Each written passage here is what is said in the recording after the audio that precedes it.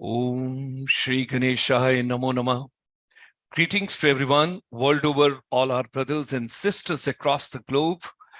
The world is becoming better, things are improving. We all have come out of the terrible times after the Spanish flu. If world has seen the worst of challenges, that's from 25th of March 2020, and what all we have gone through, nobody wants to look back, but that's the reality. And all the souls, those have gone from here, we convey our deep condolences and we pray to Almighty that they should rest in peace when they go and meet the God wherefrom they had come.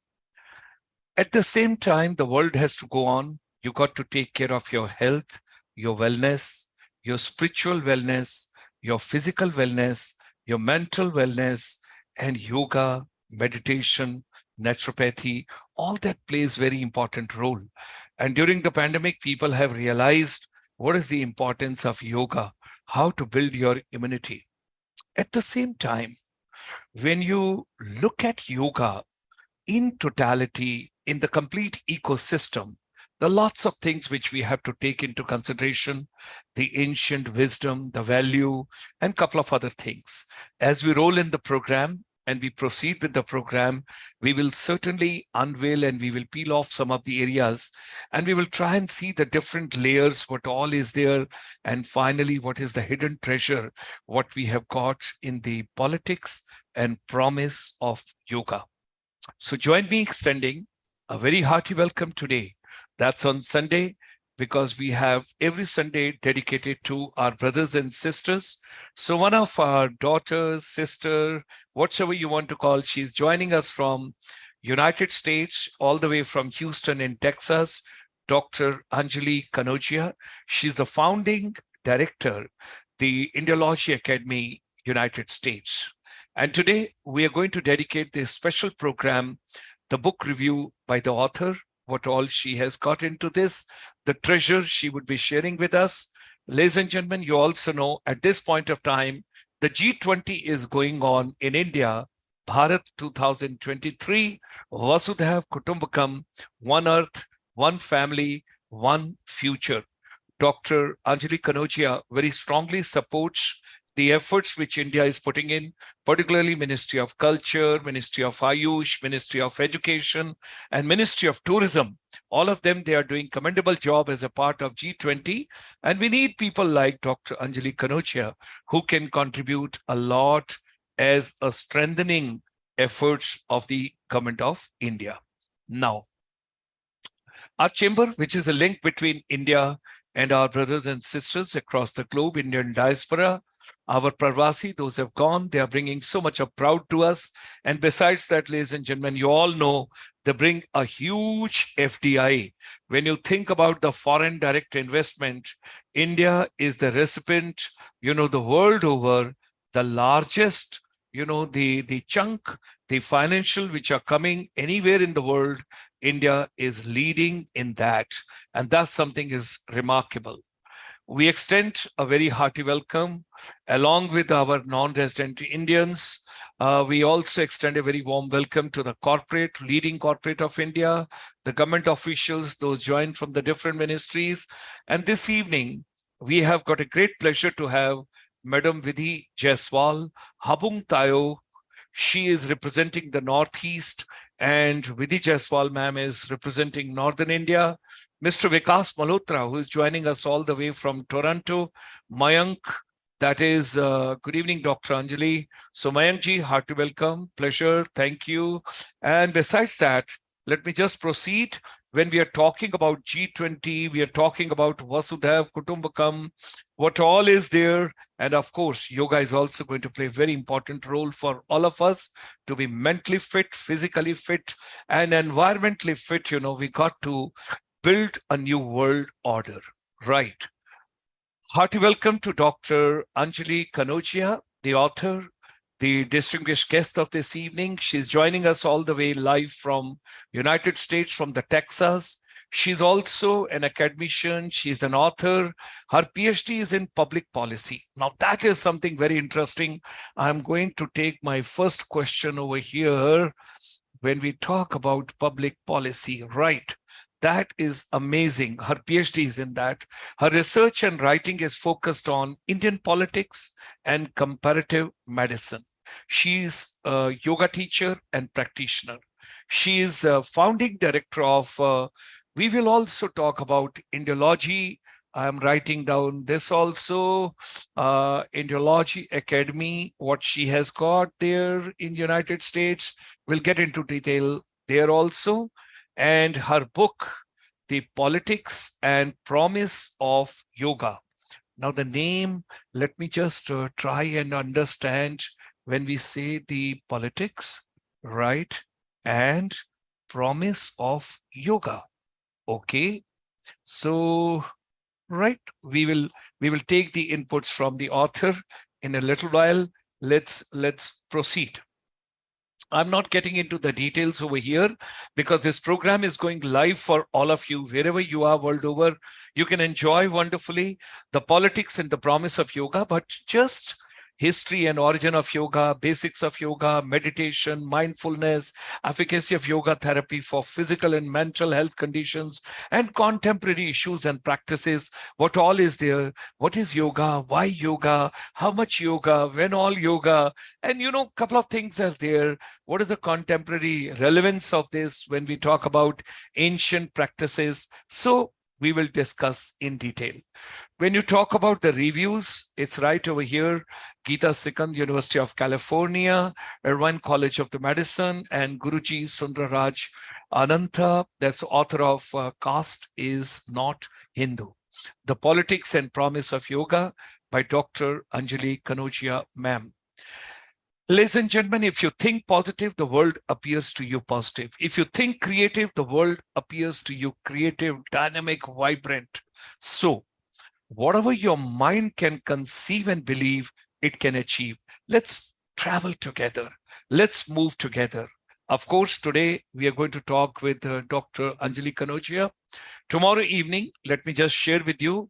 Tomorrow you will be talking to the legend, Mr. K.V. Simon, who would be talking with us on journey of life and beyond. He's the former regional vice president, Educational Institute of American Hotel and Lodging Association. And day after tomorrow, that's on Tuesday, we'll talk about niche tourism, untapped potential in India. And just to recollect and remind and repackage for everybody, our chamber has authored a book called Rethinking Tourism ebook. We will be talking chapter 9 because chapter 8 we have already covered on different days with you. You all must have enjoyed if you recall and if you recollect. So with these words, ladies and gentlemen, let me just tell and share with you in a very humble way.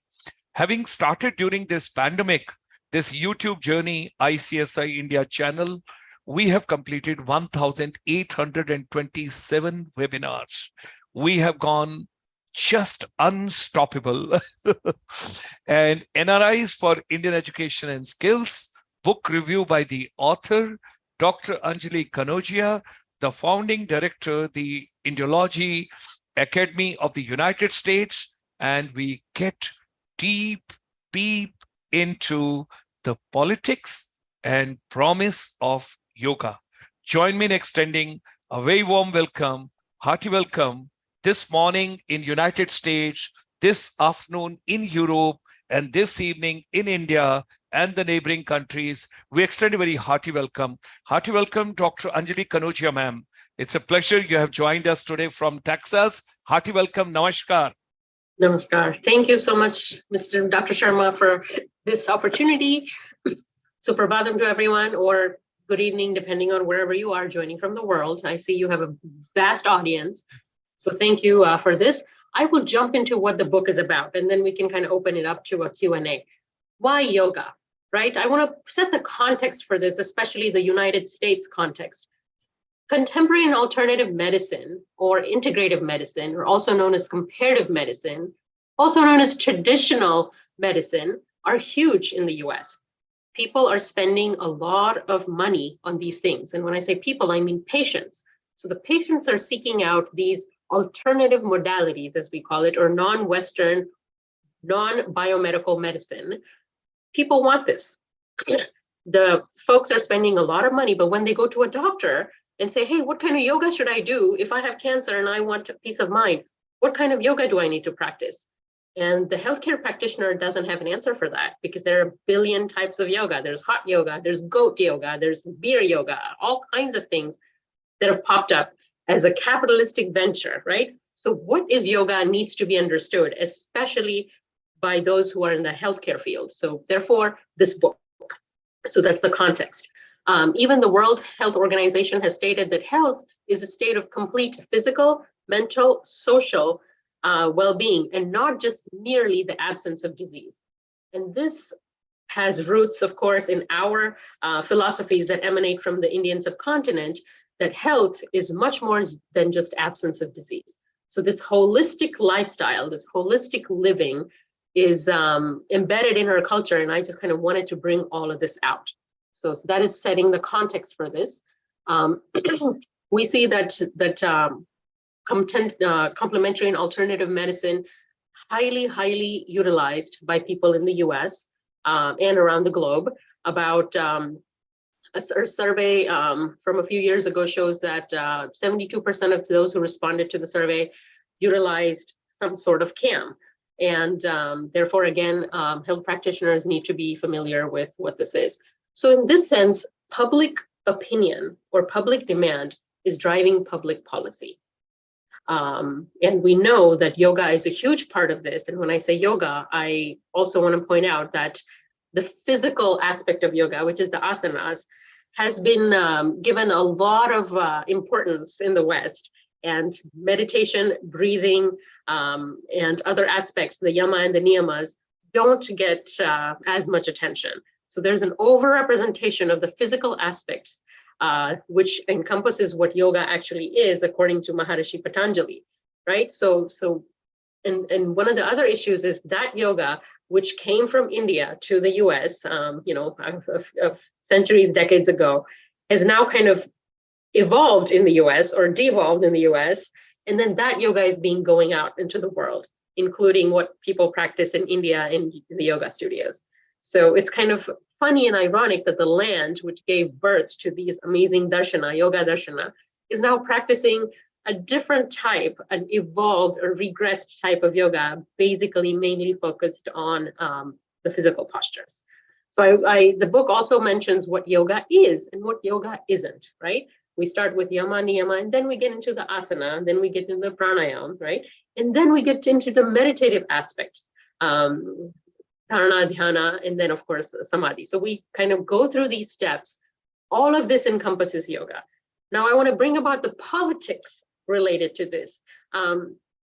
People are kind of dissecting yoga away from Hindu philosophy, right? That is one of the biggest politics.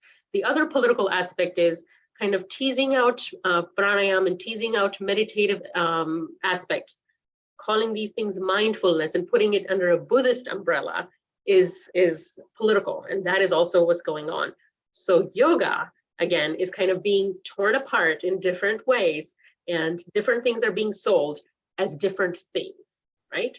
And even like English versions of these things. So people are not calling dharana or dhyana meditation, they're just calling it meditation.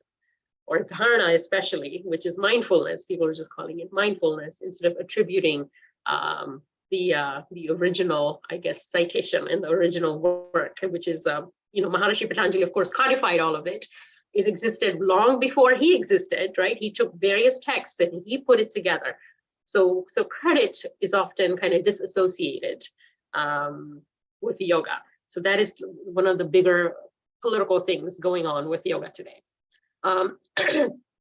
Yoga is as ancient as time. Even the Harappan seal found with the Pashupatinath, right, with the yogic posture. I mean, for the seal to exist, we know that yoga existed and was developed and was practiced way long before for that seal to even exist. So, I mean, it's pretty safe to say that yoga is more than 20,000 years old, right? Because it was already in vogue beforehand. So looking at the timeline, that is important for us to understand so that we're better able to form the narrative or kind of respond to some of these political things being thrown at us. One of the other things I want to talk about is one of the big wins for yoga in the US and around the world has been the establishment of the International Day of Yoga. That happened in 2014. And that came about, which is great, right? But I mean, just to put it in context, the Chinese kind of developed World Tai Chi Day and whatnot, I think in 1999. So it's taken a while for us to put yoga to the forefront, but it's here, which is a good thing. One of the things, the major decisions in the US involving a lawsuit about yoga is that yoga was being taught in schools. Some parents objected, and this case went to trial. And this was in 2015. The case is Sedlock versus Baird. And the good and the bad thing is that the judge ruled that yoga is devoid of any religious, mystical, or spiritual trappings, and therefore can continue to be taught in schools. Now, this is a win for yoga as well as a loss for yoga. And so the book talks about this as well. Like, okay, so the type of yoga being taught in schools is often known as American yoga, which is devoid of anything spiritual, and there's no Om chanting, things like that. So that is something the book goes into depth about as well. In yoga research, there's a whole chapter devoted to how research has shown, evidence-based scientific research, peer-reviewed journal published, right, has shown that yoga helps with all types of things, physical and mental health issues, right? So everything from back pain to neck pain to heart disease to hypertension to respiratory ailments and things like PTSD, anxiety, depression. Yoga has seemed to help. So there's a chapter and studies devoted from like the 1970s to now. It gives you a snapshot of all the different studies for physical and mental health and well-being. So the biggest challenges, as I kind of come to a close of the book and summarizing it, the biggest challenges are, again, kind of teasing yoga out into different things and thinking that the meditation is different from yoga, breathing is different from yoga. These aspects are the biggest challenges. Some other narrative that we see is some minorities are being forced to practice yoga in India, which of course we know is not true.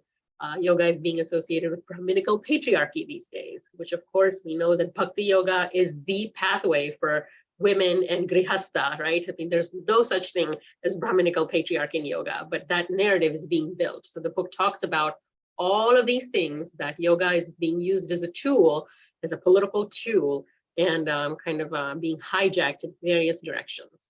Then lastly, I want to close out with all the opportunities that yoga has, including tourism.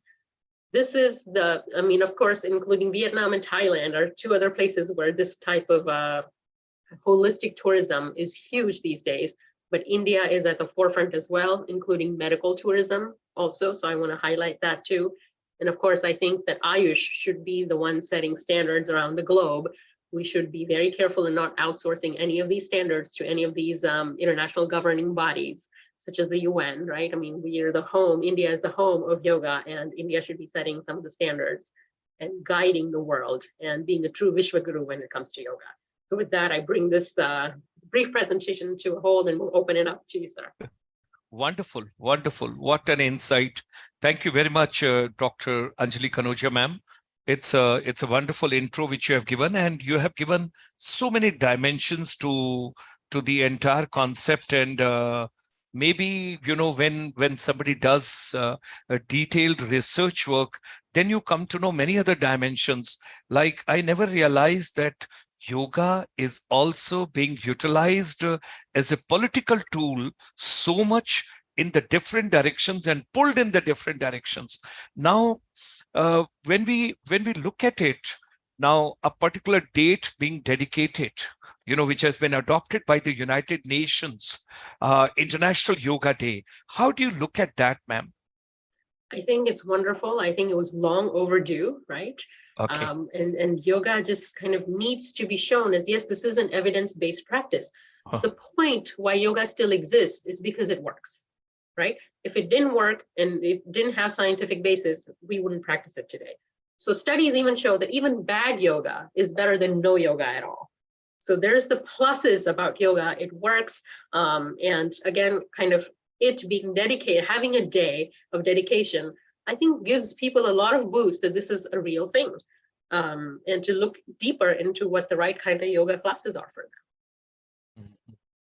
them. In a very polite way, I watched a couple of YouTube videos and I learned some time back, late the legend Maharishi Ji, he wanted to convey certain thing on the transcendental meditation and other things to India, but people were not ready to understand what exactly he wants to convey.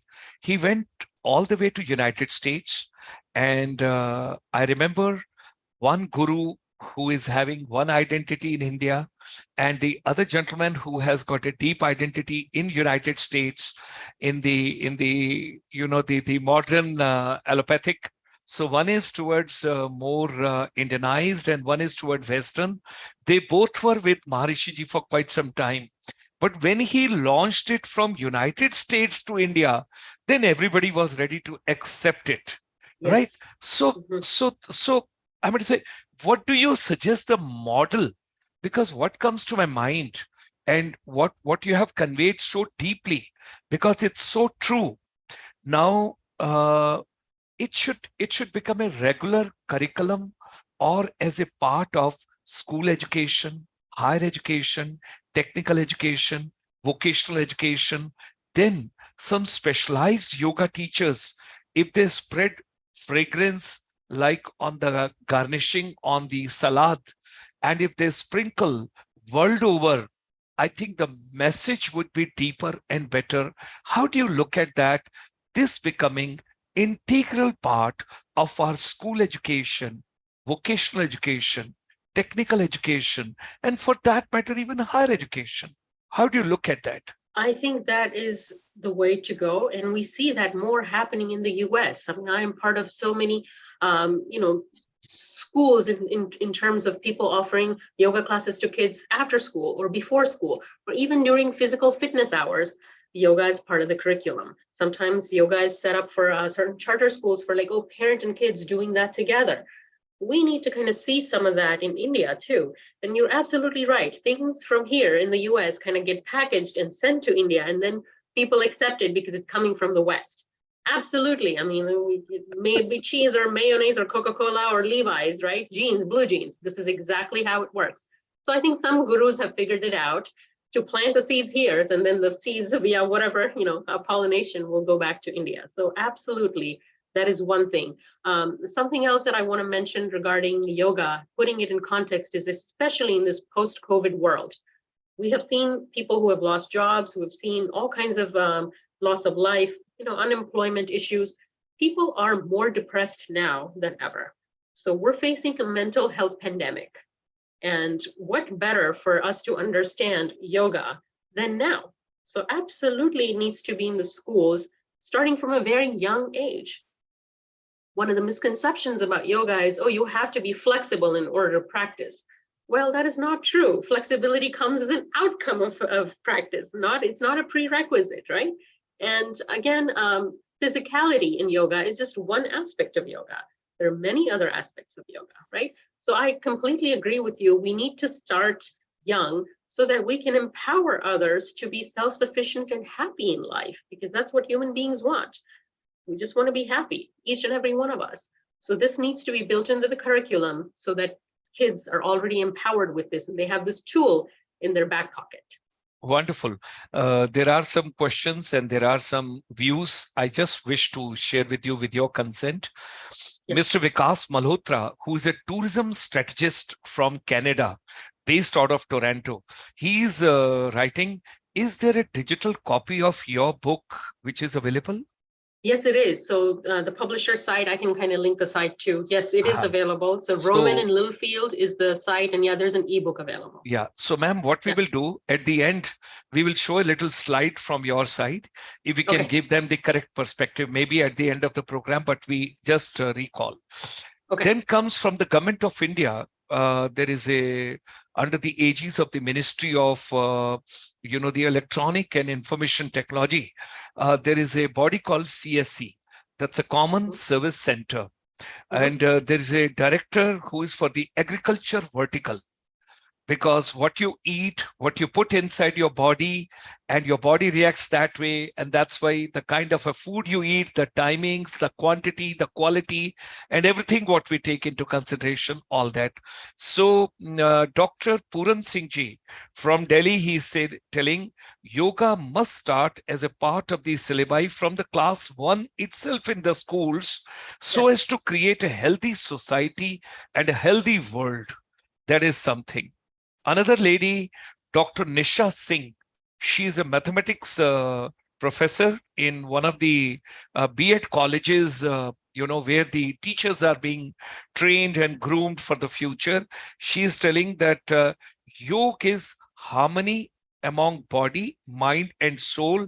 And yes, yoga classes should be an integral part of education ecosystem. So these are some of the views which people have just writing. So I thought, let me just read it. Now, ma'am, coming further on to,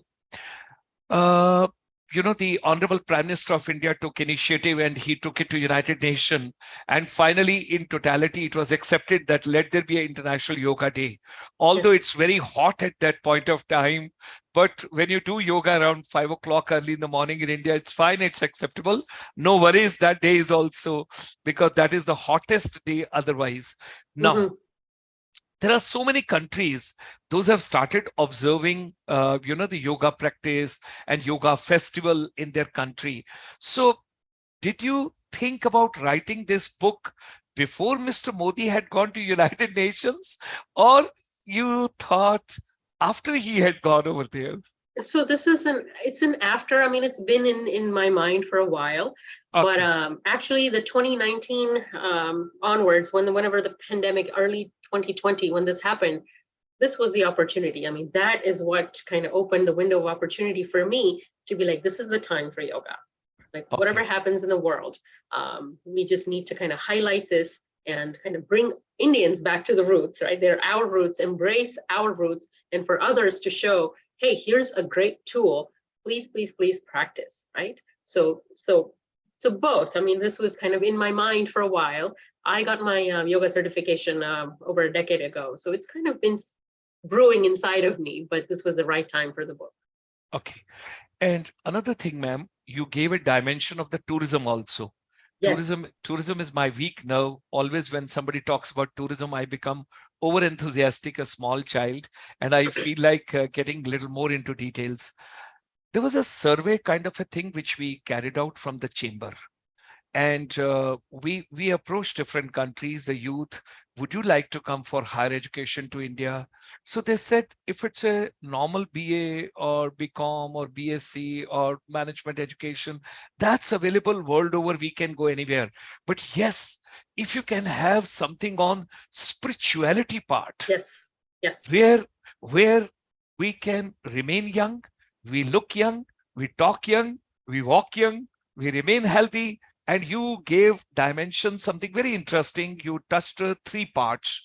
You told that mental health and physical and social wellness, that also you gave a dimension. So I'm going to say, how do you look at it? How the tourism industry should package? Because let's see that you are sitting over there. You are in United States. You are in Houston. You are all the way in Texas. From there, when you're coming across other white people, those are natives originally from there, how do they look at it? This spiritual part, and India has a destination where yoga becomes the integral part of that. Please, I wish to have your views on that, ma'am. Okay, so I'll answer that 2 different ways. First, I'll talk about the Native Americans, the native folks who are here. Yeah. Native folks, so not just them, but even some of the Hispanics, the Mexicans and the Guatemalans and all the other folks who are here as well. We have a large population in Texas, especially. They all have their indigenous forms of medicine. They have their cultures. Whenever there's a headache, they will do their therapy first, just like we would, right? For a stomach ache, they will be like, oh, drink this or do this. A wound, put turmeric on it before you go see a doctor. So what is alternative depends on where you are in the world, right? So people from other cultures are already open to these things. So that's the first part of it. The second part of it is I've been taking these types of tours to India for over a decade now. I mean, I started with the alumni group. I've brought students over. Like when you bring them to the ghats of the Ganga in Varanasi, have them go through that elaborate puja with the 7 different, yeah, exactly. So this is how you hook people, right? I mean, you show them there's another way to connect with your own self. And by default, people just will seek out more. So tourism is huge. I personally, as part of Indology Academy, am taking trips. I'll be taking a trip to not just India, but I've taken trips to Southern Europe. I've done administered yoga in refugee camps in Greece. Things like this, I think there's a lot of opportunities if we kind of bring this out. So not just tourism, but we ourselves can go and do seva at some afflicted place as well. So, but yeah, medical tourism is huge in India. It's a booming industry. Everything from, hey, even people coming from Afghanistan for some kind of procedure. I think India is ripe in setting up a way and a process for people coming in, where they would stay close, a hotel close to the hospital, what they would eat, and everything from the beginning to the end is being provided. So spiritual tourism and medical tourism are huge, booming industries. And this is the kind of capitalism we want to see with yoga. And we want to see this type of stuff. Wonderful. So absolutely, the focus needs to be there, needs to be developed more. Splendid. Wonderful views from your side. My curiosity has gone on to now, you mentioned about the Indology Academy, where you have taken the trips to different places and all that. Would you be kind enough to talk about that academy in a little bit detail? Yeah. So the academy, we established the academy basically to bridge the gap between Indics in India and the diaspora. Sometimes we see that students are not aware of the scholarship that is happening in India, right? And so I wanted to kind of bridge that gap. I've been doing webinars for a while, inviting Indic authors, things like that.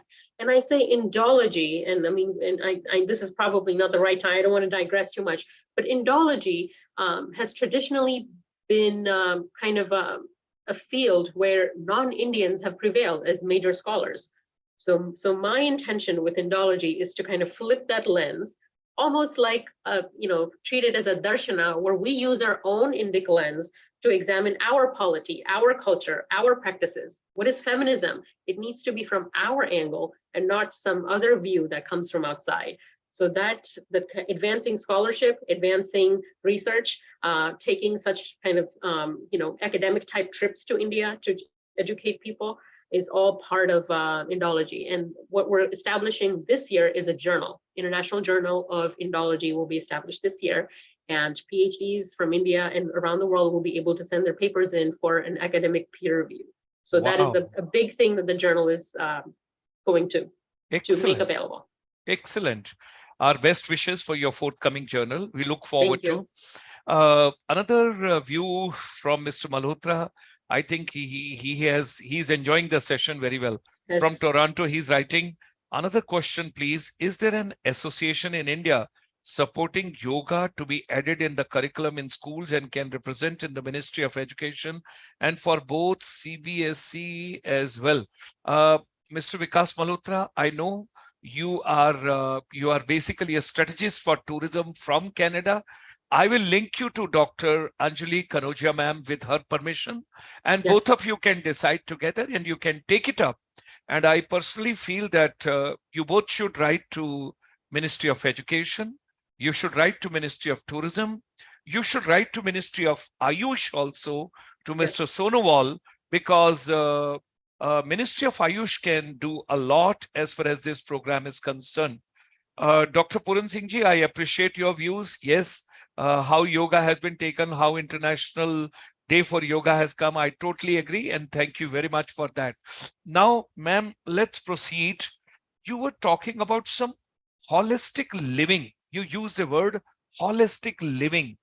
And then something very interesting you were telling when people talk about yoga and, particularly politics, when I take about yoga, you were talking about asana taken separately, meditation taken separately, dhyana, and then pranayam, then samadhi, and a couple of other things you were talking about, all of them. So what is your suggestion? What do you feel? How do we keep yoga entity identity in totality, intact. Of course, you have brought such a wonderful book, and some idea has come to my mind. After your answer, I would like to then share with. Please give Sure. me I your mean, views on that, ma'am. no, the first thing, Dr. Sharma, is for us to understand yoga before we even can answer others what yoga is, right? So that is where I see the disconnect. A lot of people are unaware that Maharishi Patanjali has given 8 different steps of yoga. I mean, they are stepwise, right? I mean, jumping all the way to meditation without going to bed on time is not going to do it for us. So kind of understanding what the yama niyama is, and this kind of gets us to eating right, right? I mean, understanding that we are the soil. Whatever we have put in this body since we were this little is what comes from the soil. The 5 elements that guide the cosmos are in us. They also rule us. So basic understanding of that and what yoga is, I think is very essential before we can even fight any battles related to yoga. So our understanding of what yoga is the number one before we even take it anywhere. So I would love to hear what you have to say. Great. No, I just got the idea while talking to you, because you have done such a commendable work, and the title of the book you have given is The Politics and Promise of Yoga. Why not we should work out a strategy? Maybe it may take 1 month, it may take 1.5 months, it may take 2 months, I don't know. Let's get about 20 top yoga institutions of India, principals and directors together with you, where you discuss your book chapter wise, and we give them the insight and let your message travel deeper. And meanwhile, we take up with the different ministries also, with your and Mr. Vikas Malhotra from Canada. So yes. United States and Canada letter coming together. Dr. Nisha Singh, she is writing, for every child, his family is the first school. His parents are his first teachers. Therefore, it is essential to create a positive attitude in parents first, as well, for making yoga practice a daily routine. What do you have to say, ma'am? Absolutely. And like I mentioned, here I see that there are parent-teacher yoga classes offered by schools. I see none of that in India.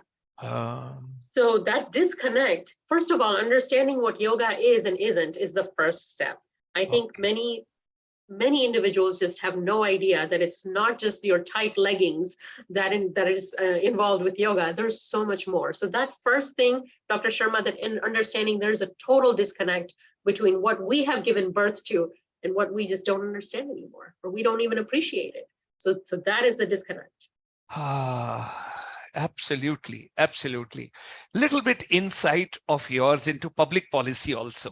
I would be very keen, because India needs, at present, Honorable Prime Minister has given a vision, 5 trillion economy. And then at the same time, by 2047, when India celebrates 100 years of its independence, what India would look like, how India would look like. And finally, I will take your dream on that as well. How do you anticipate yoga? I won't call politics, but I will just take yoga. How would it be by 2047? We'll take on that. But as a public policy, what should be done?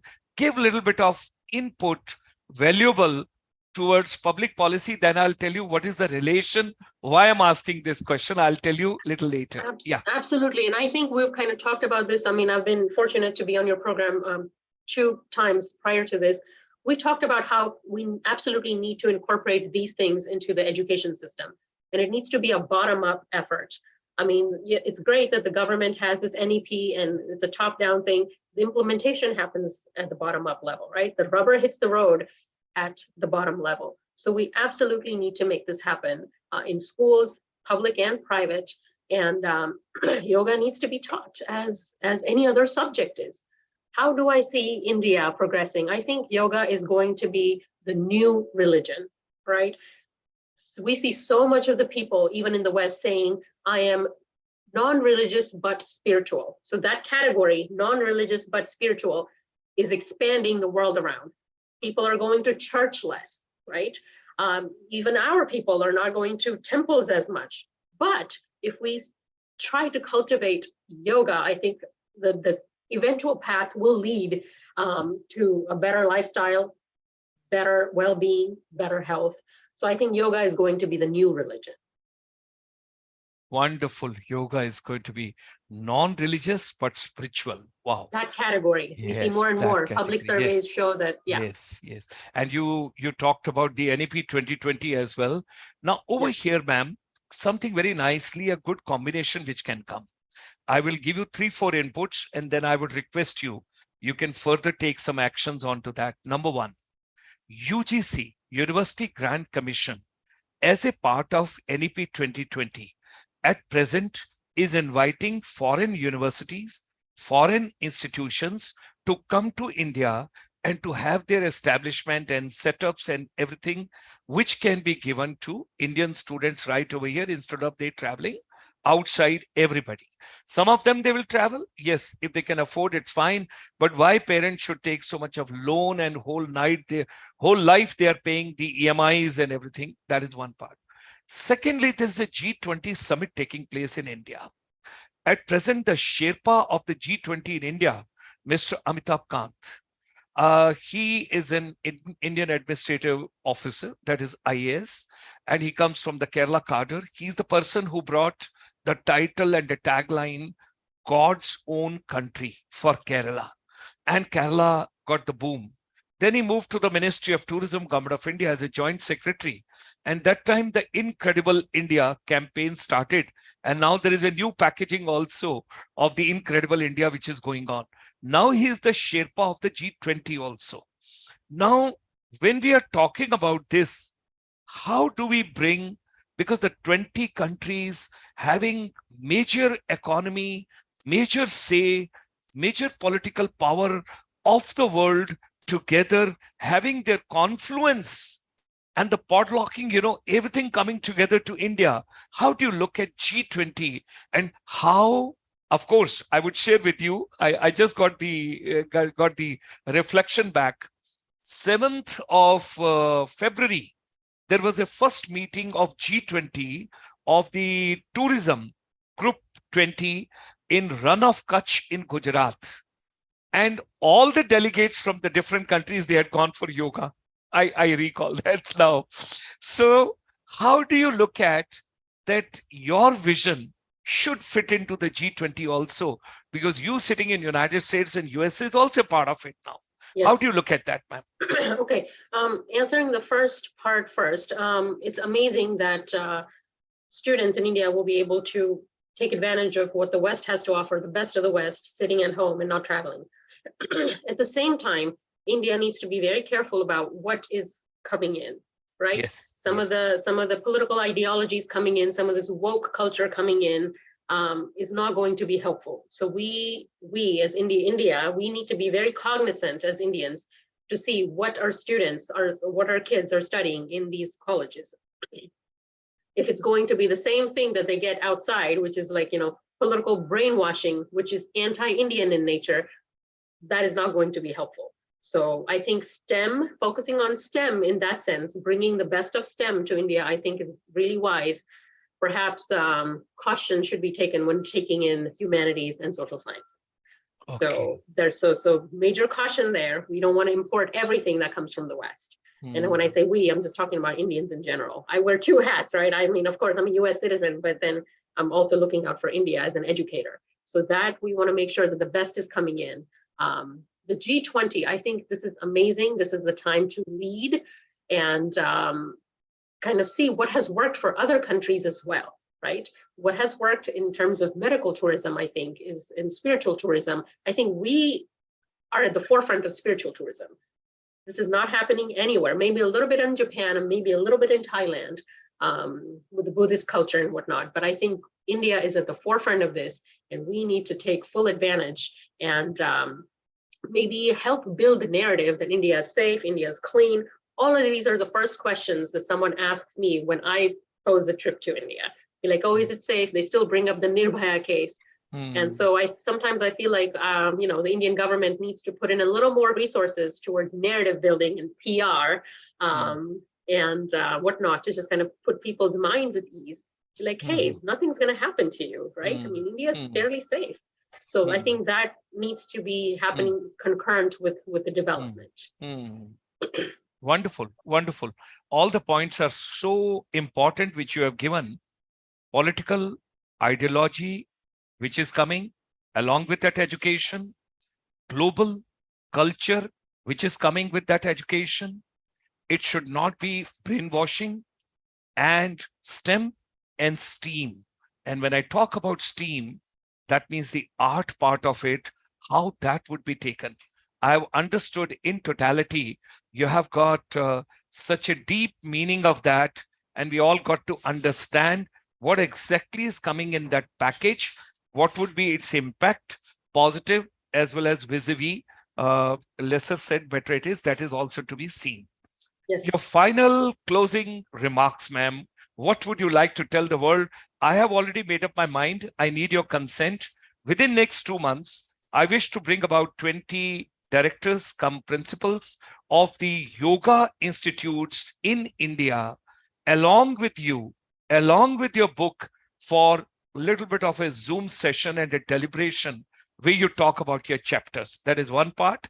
And secondly, I'm going to get you connected, with your permission, with Mr. Vikas Malhotra in Canada, the tourism strategist, because it has touched him, the spiritual part and the medical tourism part, what you have shared. Yes. So your closing remarks Just and closing views. comments. I think yoga is here to stay, and India is already at the forefront, but I think we as Indians can do a little bit more to kind of push this narrative, push it in the right direction. When someone says, oh, what kind of yoga class should I take? Tell them to go find a teacher that is certified, right? Because yoga certifications can be just brought online these days. And it's a good and a bad thing. I mean, good thing for yoga, but bad thing for people who actually want the real thing. So what can we do is what I kind of want to end with, like just being more cognizant about what yoga brings, bringing that to the people. The other thing is just for us as individuals, just go sink your feet into the earth and just kind of be one with nature. Start with that. Start practicing a bit of yoga in daily life. And that is what I just kind of plead all the parents to just do this with their kids, right? Just this is the way to kind of build them up as a solid future citizens. And that is, I think, the need of the hour, especially in a post-pandemic world. Thank you. Thank you very much, ma'am. Such a wonderful insight from Dr. Anjali Kanojia from Texas, from Houston, from United States. And we wish her all the best for the journal, which she's bringing for Indology Academy. And we would be very happy to get a copy when it comes. Yes. And at the same time, when she mentioned about the politics and the promise of yoga, I would take details from you and pass on to the audience, and maybe in my session on Tuesday, when I'm doing on tourism, I'll show one of the slides along with your book, along with your photo, and the link where from they can download.